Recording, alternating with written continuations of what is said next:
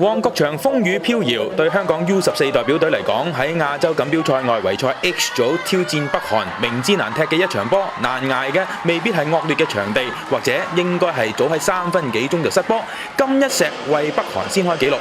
場地劃細咗，比賽時間亦都短咗，由全場90分鐘變成60分鐘，半場踢30分鐘。不過遇着身形比港隊高一截嘅北韓，紅衫軍絕無任何着數，大部分時間捱打都係預期之中。金一石20分鐘攻入個人今場嘅第2球，北韓半場領先2-0。對港隊更加惡劣嘅情況喺更衣室翻出嚟，未夠1分鐘出現，吳樂亨送多份厚禮俾對手，金公豬做北韓嘅入球功臣。冇幾耐之後，韓永恆龍門口做件簡單任務，要港隊再失波。